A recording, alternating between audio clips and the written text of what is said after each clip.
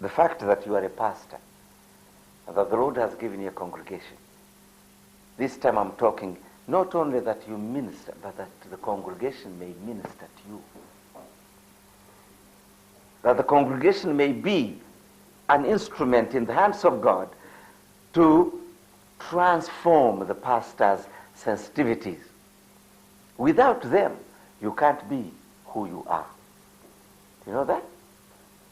No way.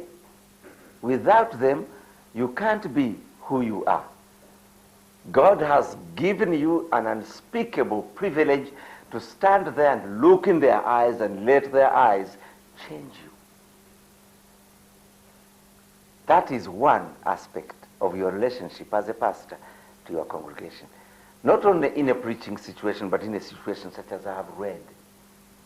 When you are called upon to stand in a situation where you can't claim you know what to do, but simply because you are a pastor, you have to be there. And you can't get out of it.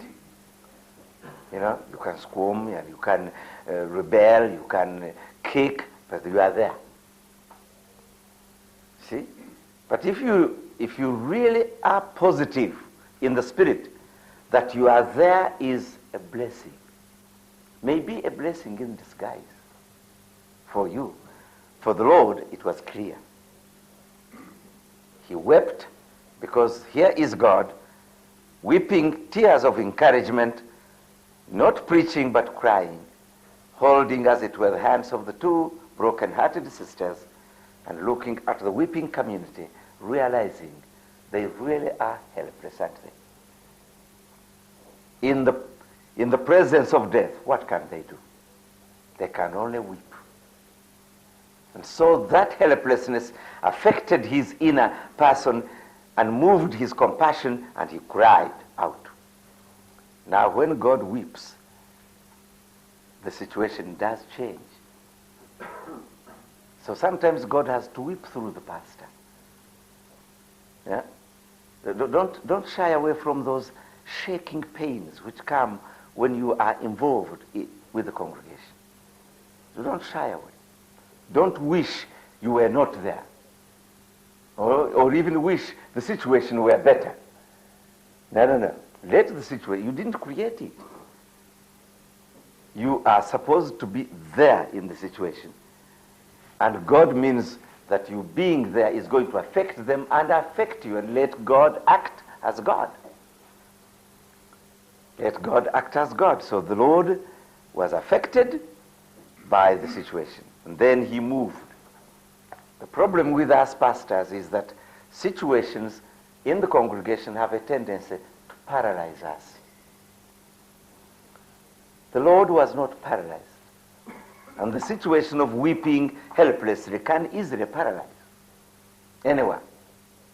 I remember one day, in my situation in Uganda, I heard on the radio the president of Uganda, then Dictator Amin, announced that he was going to execute 12 Ugandans who had only been given, say, 1 hour to stand before his military tribunal.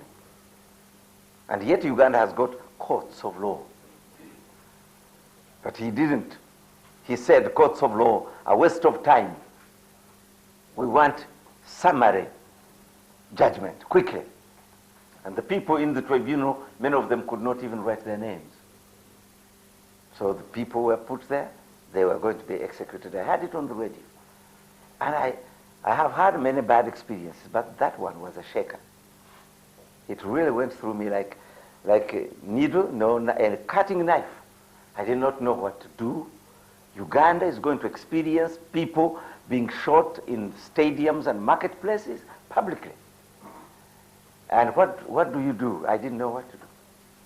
I didn't even have the courage of telling my wife. I decided, I felt in my heart I should see the president.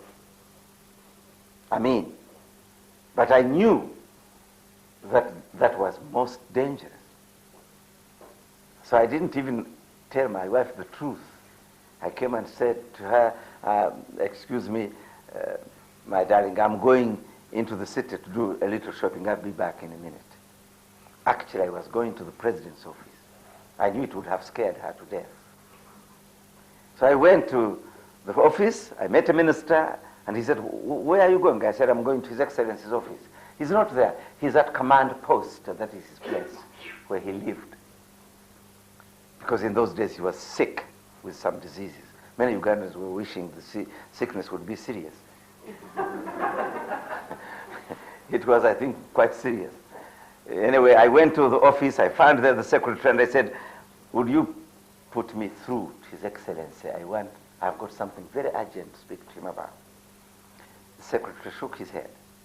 He said, if I do that, I will be dead tomorrow. I dare not. Well, I said, look here, don't put me through to him. You just ask command post. If you find somebody, ask him, the bishop wants permission to speak to His Excellency. So you get out of it. And he did. And who should come on the phone? His Excellency himself. And I had never met him. I'd only been bishop 1 year. I never met Amin, except seeing him in pictures. And he said, I told him who I was, and I said, I've got a serious business I want to share with you. What is it? He said, I'm sorry, I can't speak to you about it on telephone. It needs person to person. And he hesitated, not knowing exactly what this thing is I'm going to talk about. Dictators, you know, are very great cowards. Not quite sure whether this could even mean he's being overthrown. So he said, okay, in 1 hour, meet me at such and such place at the President's Lodge at Makindye. Makindye is a name feared in Uganda because people who go there never come back. So I came and told my wife that I was going to meet President Amin at Makindye in 1 hour, which just almost killed her. So I said, you pray. So I went to the Archbishop, Erika Sabiti, then. I said, pray, I'm going to meet with the president. So I sat in my car. I didn't even take a driver. I sat in my car alone, and I went straight to that place. Sat. I was directed to sit, to wait. I waited for about 5 minutes, and here comes big Amin with his little boy and his pistol dangling on his side. Greeted me with a bow, my Lord Bishop. Sits down. And for the next 30 minutes, I just unburdened my heart, which was not an easy talk either. It was coming from a breaking heart. A situation in which I found I just did not know what to do. The Lord gave me what to say. I had done a little preparation, I had my paper, but I didn't read. I just spoke to him. I knew what I was saying. And then he didn't say much. And I got away with it. And he said, I challenged him about execution and what it means to a president when he executes people he should protect. I challenged him. I said, you are a Muslim, you fear God. Here is life in your hands, and you've not given that life opportunity. As your boy is playing here, God is giving that boy opportunity to live as long as possible. You are not giving those Ugandans a chance to live as long as possible. And I gave him some examples. I finished, and he looked at me, a little bit dumbfounded. And he said, I will put it to my defense counsel. I know that was nothing. It was a bluff. I got away, luckily, wondering, but that was a tough situation in which, as a pastor, you may be caught without preparation, but compelled by the fact that you represent people for whom Christ died, and here they are going to be slaughtered in stadiums. So I had to go alone. And I came out. That was a tough situation. You may be caught in this. It affected me too. I don't think I was courageous. I was compelled. That's all I can say. I was compelled. And I'm glad I was there. And I'm glad Amin knew there was someone who could speak like that. We had also been put in another situation, 10 bishops. Before that one, a year later, we went to protest again against Amin. compelled by the fact that he made a statement which in a month could close our church. And he made it publicly. And we were warned by commanders from his army, don't go, you bishops, we hear you're going to see the president, don't go, you'll be shot dead. It all depends on the mood you find him in. If he wants to shoot you, he will shoot you. And we knew that. But we just couldn't escape. We felt we have to go. We went. And we read our protest in words written to him against his statement in his own house. And we spent about 1 hour discussing it, and in the end, God overcame.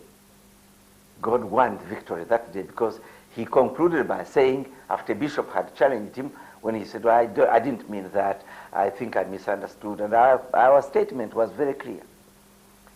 Our faith is a matter of life and death.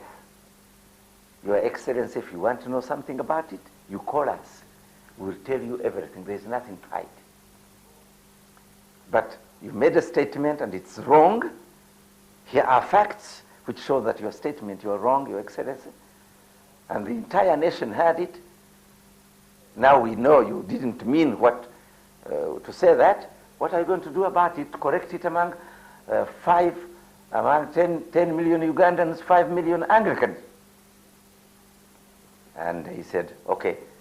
He commanded immediately, put it on the national radio, put the statement of the bishops in national newspapers, put their statement on television tonight.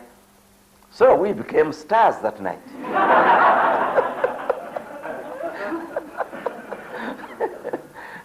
But you see, it was a very tough situation. Pastor, you may find yourself in a situation where you don't know how to act and come out of it. But then you will have to take the statement of our Lord. Don't you worry. He who loves himself loses himself. But he who gives himself up for the gospel's sake finds himself.